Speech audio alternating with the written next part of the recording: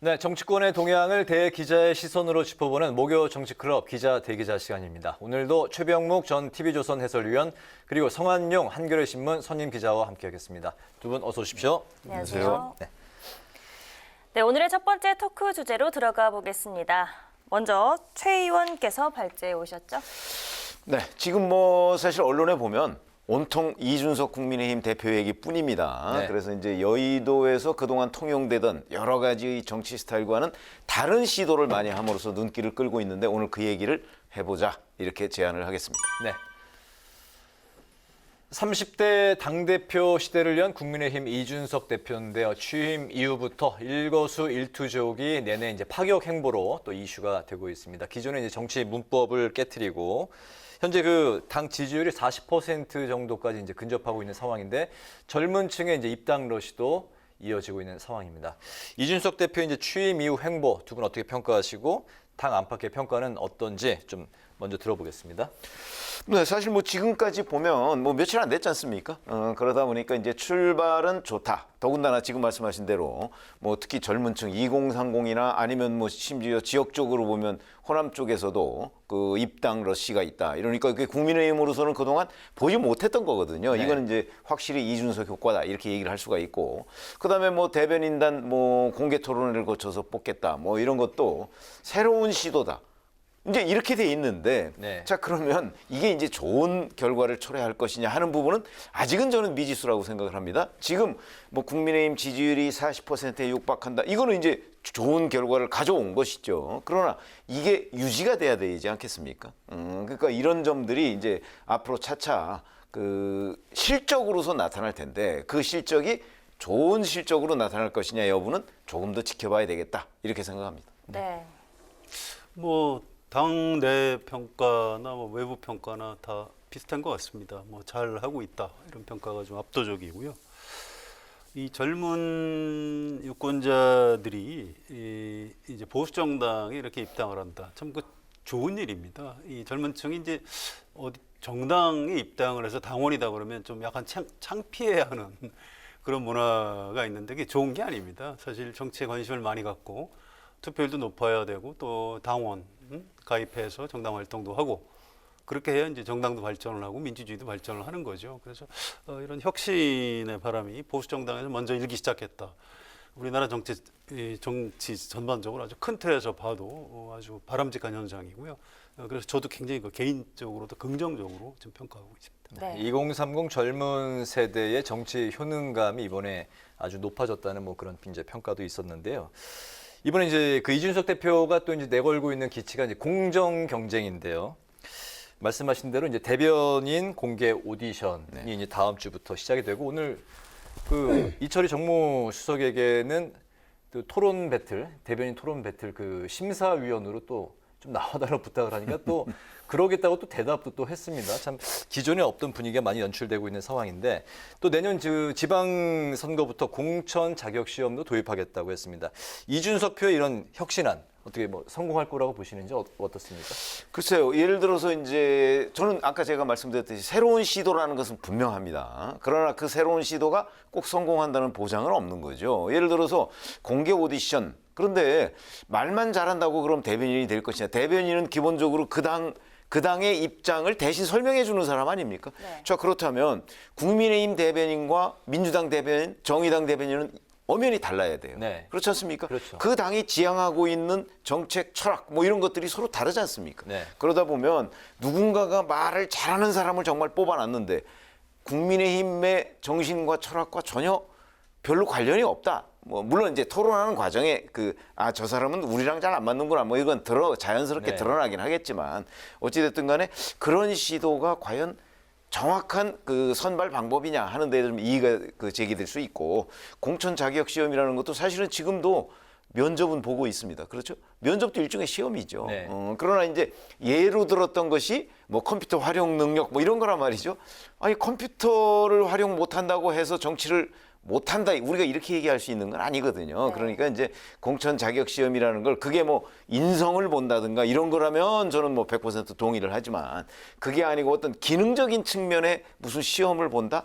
거기에는 제가 동의하기가 좀 어려워서 공천 자격 시험이라는 거의 내용이 무엇인가에 따라서 그게 일반 유권자들 또는 국민들한테 뭐 좋은 의미로 받아들여질 수도 있고 그렇지 않을 수도 있겠다 이런 생각입니다. 네. 네. 이제 뭐 공천 자격 시험이니까요. 김재원 최고위원이 이 일을 제기하는 것도 상당히 일리가 있습니다. 그러니까 좀 공부가 짧아도 선출직 공무원을 잘할 수 있고 뭐 컴퓨터 좀 못하면 어떠냐. 국민의 대표로서 주민의 대표로서 이제 다른 중요한 일을 많이 할 수 있죠. 그래서 그런 건 좀 조정을 하면 될 것 같고요. 아무튼 이렇게 하는 이유가 혁신을 하기 위한 목적이 있는 겁니다. 그래서 당 대표가 모처럼 몰고 온 어떤 젊은 보수의 바람, 혁신의 바람 이런 것들은 긍정적으로 이어지지 않을까 저는 그렇게 평가합니다. 네, 이렇게 이준석 대표 체제가 되면서 국민의힘에 많은 변화가 일고 있는 모습입니다. 이준석 대표 선출로 여야 간 또 협치가 이뤄질지도 관심인데요. 어제 김부겸 총리와 이철희 정무수석을 만나서 여야정 협의체를 갖자고 또 재가동 의지를 보였고요. 또 오늘은 민주당 송영길 대표와 첫 회동도 가졌는데요. 이준석 체제에서 여야 관계가 과거와는 조금 다를까요? 예, 다를 겁니다. 이건 조금 길게 보셔야 돼요.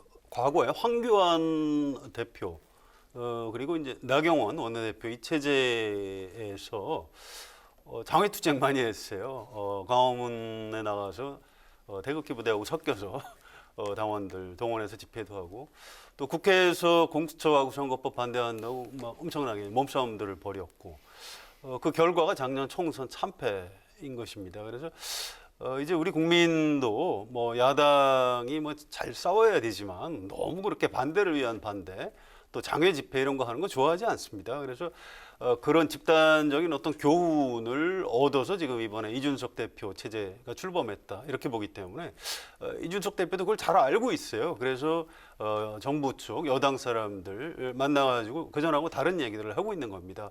여야정 국정상설협의체가 아마 될 겁니다. 물론 나중에 합의문이 얼마나 나올지 이건 잘 모르겠습니다만 그거 자체를 이준석 대표가 거부할 가능성은 없는 거죠. 그래서 네. 그전하고 확실히 좀 다른 모습을 보일 걸로 예상이 됩니다. 네. 네. 그렇죠. 예를 들어서 다른 국정 현안과 그 뭐 여야 영수회담 또는 여야정 상설협의체 뭐 이런 부분을 연계해서 뭐 하나가 잘못됐다고 해서 아 이것도 우리가 안 한다. 아마 이런 식의 투쟁 태도는 이준석 대표 이 시절에는 아마 좀 바뀔 거예요. 저도 그 부분은 동의를 하는데 자 그러나 그 내용으로 들어가 보면 이런 외형적인 거 말고 내용으로 들어가 보면 민주당과 국민의힘 간에는 정책적 차이가 워낙 커요. 그렇게 본다면 이준석 대표가 아무리 뭐 태극기 세력이나 이쪽하고 거리를 두겠다 이렇게 선언을 했지만 그쪽의 주장을 받아들이지는 않더라도 네. 그쪽의 주장과 상당 부분 유사한 것이 국민의힘 그 주장일 경우도 또 꽤 있거든요. 정책적으로 보면. 그런 점에서 본다면 실제 더군다나 대선을 앞두고 있는 상황에서 어차피 민주당 후보와 국민의힘 후보 간에 상당한 정도의 노선 차이가 있을 거란 말이죠. 그렇게 본다면 실질적인 성과를 낼 수 있는 여야정 협의체 같은 것은 그거는 저는 쉽지 않다고 봅니다. 네. 그런 점에서 본다면 그 내용은 뭐 과거보다 훨씬 진일보한 형태로 그 여야 간에 협의를 하겠지만 그 내부로 들어가면 뭐 일종의 인식의 차이 같은 거는 크게 좁혀지는 것이 쉽지가 않지 않겠는가 저는 이렇게 봅니다. 네. 여야정 협의체에서 만남과 이야기는 방식 등에 대해서는 이야기 많이 나올 수 있지만 실질적인 성과를 내기에는 한계가 있어 보인다는 말씀이시네요. 네, 알겠습니다. 이준석 이제 국민의힘 이제 대표에게 커다란 이제 과제 중에 하나가 이제 바로 야권 통합이 될 텐데 어제 그 안철수 국민의당 대표와 이제 그 회동이 있었는데 안 대표가 이제 당명을 새로 짓자 국민의힘의 이름을 이제 바꾸자고 조건을 걸었습니다. 이준석 대표가 이제 바로 거부 의사를 밝혔는데 합당 조건을 이렇게 이제 꺼내든 이유가 이제 무엇이고 또 이준석 대표가 앞으로 이제 어쨌든 이제 통합을 위해서 노력을 해야 될 텐데 앞으로 이제 어떻게 대응을 해 나갈 것인지 먼저 최 의원님부터 말씀 들어보겠습니다. 그렇죠. 안철수 대표가 사실은 그 서울시장 보궐선거 때까지만 해도 뭐 무조건 합당 얘기도 있었고요. 더 큰 국민의힘 뭐 이런 발언도 했었습니다. 그러다 보면 이제 본인이 결국은 국민의힘으로 들어가서 뭔가 자기 어찌 보면 제2의 정치 인생 같은 걸 시작하겠다 이런 시사로 받아들여졌는데 지금 이제 최근에 들어와서는 당명을 바꾸자까지 나왔단 말이죠. 네. 근데 당명을 바꾸는 건 잘 아시지만 지금까지는 그 당이 난국에 처해서 비대위 같은 걸 거치면서 대개 당명을 바꾸는 이런 패턴을 보여왔거든요. 근데 지금 국민의힘은 이준석 대표가 취임한 이후에 사실은 여기 아까 조금 전에 우리가 말씀드렸듯이 무슨 뭐 2030 뭐 호남 지역에서도 입당 러시가 있는 등 굉장히 분위기가 좋아요. 네. 그러니까 지금 당명을 바꿀 이유가 없는 거죠. 그런데도 안철수 대표가 저런 그 조건을 걸고 나왔다는 거는 물론 이제 협상을 앞으로 해봐야 되겠습니다만 아마 국민의힘과 국민의당의 합당 이 문제에 대해서 뭔가 발을 빼려고 하는 것 아닌가. 저는 그렇게 이해를 하고요. 그럼 앞으로 이준석 대표는 그럼 이 부분을 뭐 잘 협의를 해 나가긴 하겠지만 만약에 당명 교체를 끝까지 고집할 경우에 아마 양당 간의 합당은 없던 일이 되지 않을까. 저는 이렇게 예상을 하고 있습니다. 네. 글쎄 이제 저는 뭐 일단 전망부터 하자면 결국 합당을 할 것 같아요. 그런데 이제 안철수 대표가 이렇게까지 나오는 약간 무리한 요구죠. 이렇게까지 나오는 이유가 좀 있는 겁니다. 이분이 2011년 또 2012년부터 정치를 한 분인데 그때 그 당시 한나라당이죠. 그쪽 세력의 확장을 막기 위해서 내가 정치를 하겠다. 명분을 그렇게 잡았었어요. 네. 그 이후에 이제 계속 중도 노선을 걷다가 이제 보수 쪽하고 합당을 해야 되는 겁니다. 명분이 필요해요. 합당할 때 기자들이 물어볼 겁니다. 아니 옛날에 한나라당 세력 막기 위해서 정치를 한다고 그러셨는데 이게 어떻게 된 겁니까? 명분을 잡으려면 뭔가 지금 보수 정당인 국민의힘의 당명을 이렇게 바꿔서 나의 중도 노선과 이렇게 합쳐서 이렇게 새로운 방향으로 가는 거다라고 설명을 해야 되는 겁니다. 그 측면이 하나 있고요. 또 하나는 안철수 대표의 지금 마지막 목표가 뭘까요? 대통령 되는 겁니다. 그래서 결국 국민의힘하고 합당을 해서 그 안에서 경선을 해서 이겨야 되는 거죠. 그래서 그 유리한 고지를 선점하기 위해서 지금 일종의 삿바 싸움을 벌이고 있다 이렇게 보시면 되고요. 그러저러한 곡절에도 불구하고 다른 선택지가 있는 것 같지는 않아요. 결과적으로 합당은 되지 않을까. 저는 그렇게 예상을 합니다. 네. 네, 이 당명 때문에 합당이 안 될 수도 있다. 또 당명 상관없이 합당이 될 것이다 의견이 갈렸는데요. 국민의힘 입장에서는 현재 사실 합당보다 중요한 것이 윤석열 전 총장의 입당 여부일 겁니다. 이 대표는 8월 대선 버스 정시 출발론을 강조하고 있고요. 윤 전 총장 측은 6월 말에서 7월 초로 이제 등판 시기를 예고를 했는데요. 반문 빅텐트 얘기를 꺼냈습니다. 이 반문재인 세력으로 구성된 빅텐트를 만들겠다 이런 얘기인데 양측의 밀당 어떻게 될 것이라고 예상하시나요? 글쎄요, 뭐 정치라는 게 이렇게 그 양쪽이 이제 그 약간 다른 무기를 갖고 지금 싸우고 있는 거죠. 윤석열 전 총장은 야권에서 엄청난 그 높은 대선 주자로서 지지도가 있는 거고요. 또 지금 이쪽에 이준석 대표의 국민의힘은 국회의원 100명 이상을 가지고 있는 집권 경험이 있는 엄청난 그 제1야당입니다. 네. 그래서 어떤 정당의 조직 기반 또 대선 주자 개인의 어떤 높은 지지도 전혀 다른 장기들을 갖고 있는 두 장수가 지금 이제 씨름을 시작했다 이렇게 보시면 되고요. 상당 기간은 이 서로 물러서지 않을 것 같아요. 그래서 6월 말이나 7월에 윤석열 전 총장이 정치를 내가 하겠다라고 선언을 해도 뭐 당장 입당을 하거나 합당을 하거나 같지는 않습니다. 윤석열 전 총장 쪽에서는 어떤 자기 지지 기반을 별도로 좀 마련을 해서 최대한 이 몸집을 불려서 나중에 국민의힘을 거의 흡수하다시피 하는 이런 그림을 아마 지금 생각하고 있는 것 같아요. 국민의힘에선 어림도 없다. 이제 이렇게 얘기하고 있죠. 그래서 앞으로 이제 이 대목이 내년 3월까지 가는 대선 국면에서 굉장히 좀 흥미로운 관전 포인트가 될 것 같습니다. 네. 글쎄요, 뭐 수시로 좀 그 정치라는 게 늘 변하죠. 그런데 그 6말 7초 이게 이제 등판 시기라고 얘기를 했습니다. 그런데 오늘은 이제 내 갈 길을 가겠다 이렇게 그 대변인을 통해서 얘기를 했는데 엊그제는 또 그게 아니고 이준석 대표의 시간표와 윤석열 전 총장의 시간표가 상충되지 않을 것이다. 또 이렇게 얘기를 한 적이 있거든요. 그렇게 따진다면 결국 국민의힘과의 어떤 식으로든 연대를 할 것이라는 거고 그다음에 이준석 대표가 제시한 것은 8월 중하순까지가 마지노선이다. 이렇게 되면서 8월 정시 출발론 얘기를 했지 않습니까? 그렇게 본다면 그 두 가지가 상충되지 않는다는 것은 8월 말 정도까지는 윤석열 전 총장이 국민의힘과 어떤 식으로든 손을 잡든 입당을 하든 뭐 그걸 결론을 내겠다는 것으로 받아들여지거든요. 네. 그러니까 그게 물론 유동적이긴 하지만 근데 저는 그런 점으로 본다면 지금 윤석열 전 총장이 얘기하는 반문 빅텐트라는 거 물론 그렇게 하면 좋죠. 윤석열 전 총장으로서는 자기가 주도권을 쥐고 국민의힘도 n분의 1로 윤석열이라는 텐트 밑에 다 들어간다 이런 건데 네. 과거에 우리 정치권에서 그런 일이 꽤 있었습니다. 네. 그런데 모두 실패했더군요. 그런 걸 보면 아마 윤석열 전 총장의 반문 빅텐트로는 저는 곧 한계에 부딪힐 거라고 보고요. 그러면은 윤석열 전 총장의 이 대선 가도가 국민의힘에 입당을 하든 연대를 하든 이 시기가 그렇게 별로 늦어지지 않을 것이다. 저는 그렇게 전망하고 있습니다. 제가 조금만 보탤게요. 지금 최 의원님 말씀이 굉장히 일리가 있는 네. 얘기입니다. 서울시장 보궐선거 때 안철수 대표가 서울시장 될 걸로 다들 생각했는데 실제 벌어진 장면은 그렇지가 않죠. 국민의힘에서 나경원, 오세훈 이 두 분이 경선을 해서 이벤트 효과가 있었고요. 나중에 결국 안철수 대표가 지고 말았죠. 정치라는 게 그런 겁니다. 지금은 윤석열 전 총장이 엄청난 지지율을 가지고 있지만 나중에 일정대로 국민의힘이 뚜벅뚜벅 경선을 시작하게 되면 그쪽으로 눈길이 쏠릴 겁니다. 그러면 지금 좀 약해 보이는 후보들도 지지도가 올라갈 수 있고요. 그분이 지난 서울시장 선거처럼 바깥에 있던 제3세력을 꺾을 가능성도 있는 겁니다. 그래서 이런 부분은 지금 지지율에 너무 이렇게 고정시켜서 보실 필요가 없고요.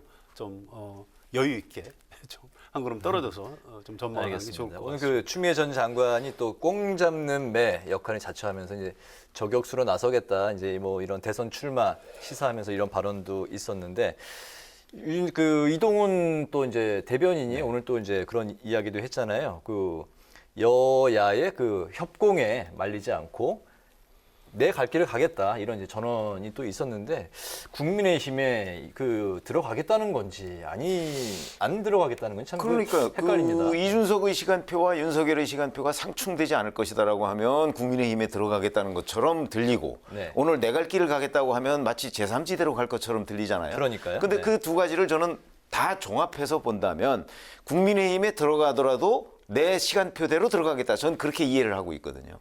그런 것이기 때문에 오랫동안 제3지대 왜냐하면 6월 말 7월 초고 이준석 대표가 제기한 거는 8월 말까지가 시한이란 말이죠. 네. 그럼 그 사이에 한 2달 정도의 기간이 있어요.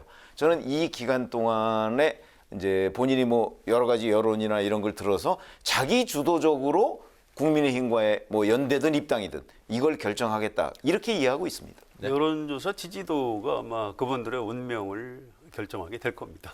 좀 지금부터 지켜보시죠. 알겠습니다. 네, 이번에는 다음 이슈로 넘어가서 이야기를 나눠보도록 하겠습니다. 네, 성 기자님께서 발제해 오셨죠? 이준석 대표 당선은 이제 여당에도 상당히 많은 영향을 미치는 것 같습니다. 여당 얘기를 좀 해보겠습니다. 네. 정치권에 불어닥친 이제 세대 교체 바람이 이제 민주당 여당에게도 큰 충격으로 다가왔을 텐데요. 송영길 민주당 대표가 어제 이제 교섭단체 대표 연설에서 청년을 21번이나 언급을 했고 특히 이제 눈길을 끌었던 게 청년 특임 장관 신설을 이제 제안을 했는데요. 이철희 정무수석이 오늘 그 한 라디오와의 인터뷰에서 임기 1년도 이제 안 남은 정부에서 과연 가능하겠느냐 의구심이 든다고 이제 이야기를 했는데 이게 실현 가능성이 있겠습니까? 어떻게 보십니까? 없죠. 없는 겁니다. 청와대 정무수석이 언론에 자꾸 나와서 인터뷰하는 것 자체가 좀 이상해요. 사실은 비서는 대통령을 이렇게 보좌하는 사람이죠. 뭐 아무튼 뭐 좋습니다. 뭐 나와서 안 될 일은 아니고요.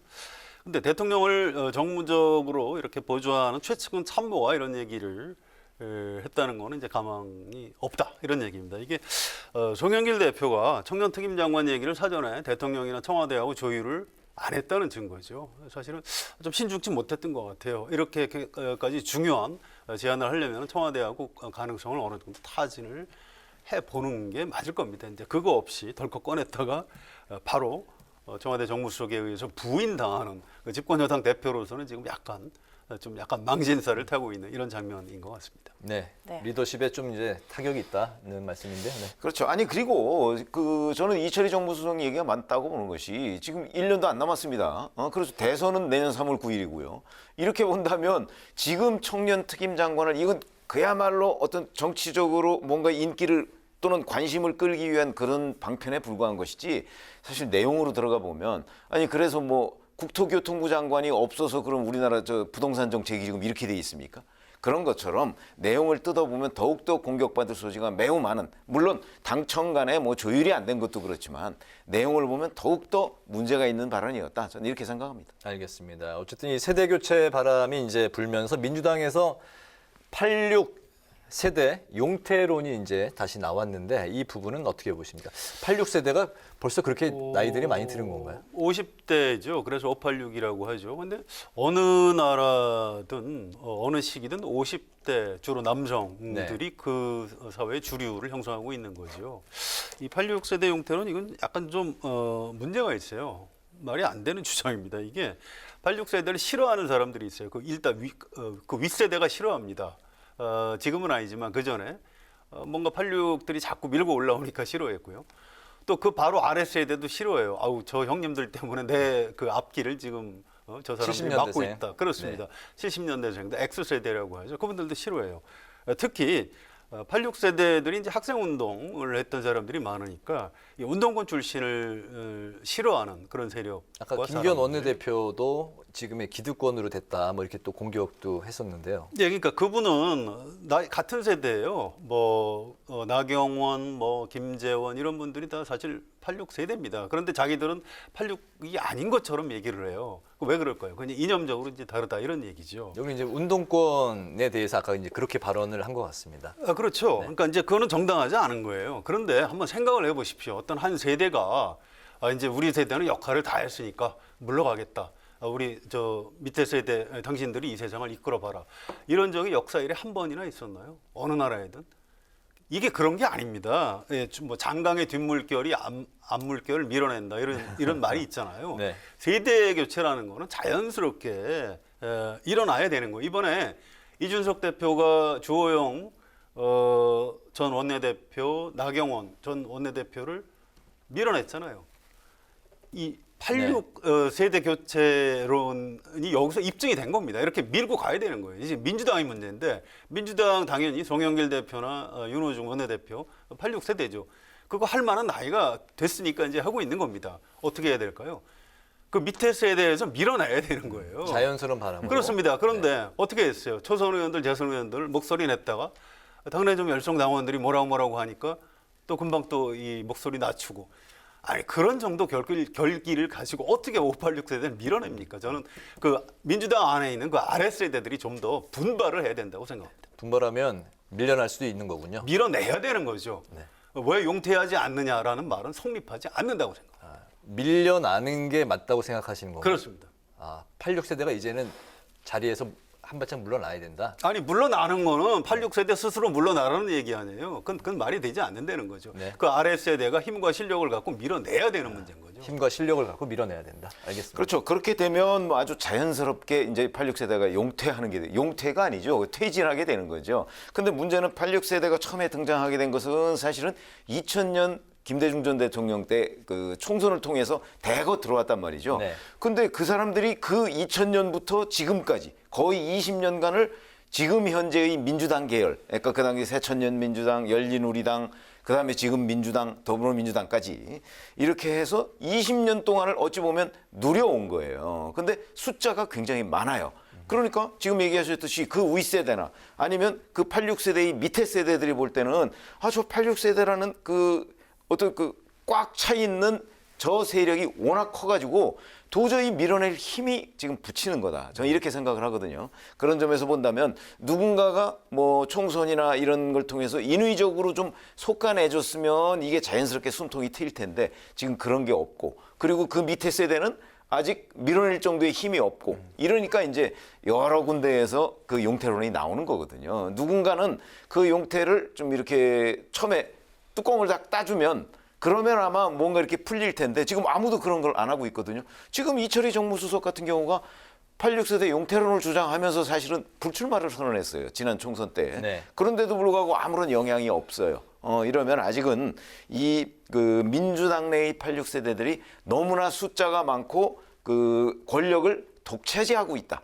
여기까지는 이제 분명해 보이는데 뭐 좀 아까 말씀하신 대로 결론은 결국은 그 밑에 세대가 힘을 길러서 밀어낼 수 있는 방향으로 해야죠. 지금 이준석 대표가 그 전 세대들을 밀어냈듯이 전 똑같은 현상이라고 봅니다. 네. 네, 저는 이렇게 세대를 나누면서 생각해 본 적이 없었던 것 같은데 이준석 대표 당선 이후에 97세대, 86세대, 2030세대 이런 단어가 굉장히 자주 듣게 되는 것 같습니다. 세대교체 바람에 유일한 97세대인 박용진 의원, 이 여권의 대권 주자 선호도 3위로 올라서면서 민주당의 대권 구도가 출렁이는 모습인데요.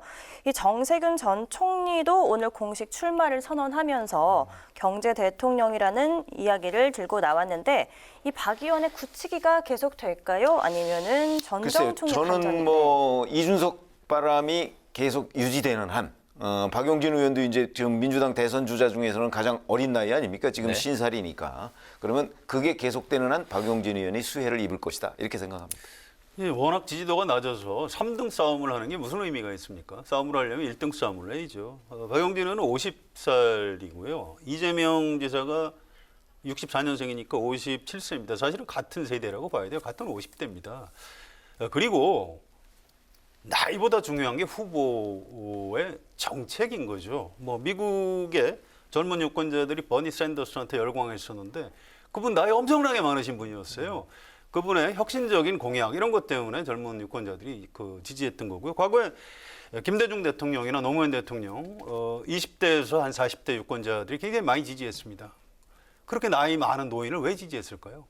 그분들의 정책이 젊기 때문에 그렇게 지지했던 거죠. 이런 점들을 잘 생각해야 되는 겁니다. 박용진 의원이 내가 나이가 젊기 때문에 젊다? 그건 좀 곤란하고요. 실제로 젊은 공약, 젊은 정책 같은 건 좀 내놔야 되는 거죠. 생체학적인 나이보다는 마인드의 젊음이 중요하다. 그 말씀으로 이해를 하겠습니다. 네, 마지막으로 두 분의 한 줄 논평 한마디씩 듣고 오늘 시간 마무리할까 하는데요. 오늘은 성 기자님부터 들어볼까요? 예, 지금 말씀드린 거를 이어서 말씀드릴게요. 민주당 후보들이 이제 뭐 청바지 입고 또 무슨 게임 롤 이런 것 하고 해서 뭔가 젊은 유권자들의 지지를 받기 위해서 노력을 하고 있습니다. 그런데 크게 효과가 있는 것 같지는 않아요.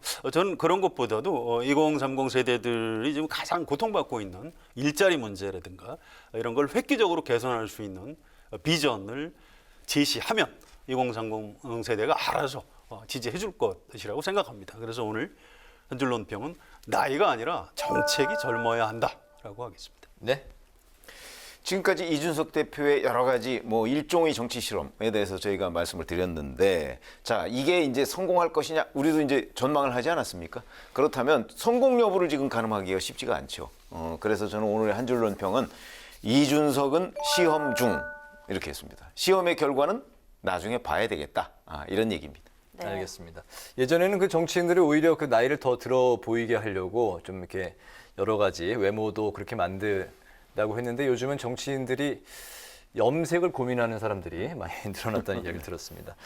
오늘 그 목요 정치 클럽 기자 대 기자 시간에서는 국민의힘 이준석 대표의 연일 파격 행보 그리고 정치권 세대교체 바람으로 인한 민주당 상황을 중심으로 지금까지 성완용 한겨레신문 선임기자 최병묵 전 TV조선 해설위원과 함께했습니다. 오늘 두 분 말씀 고맙습니다. 고맙습니다.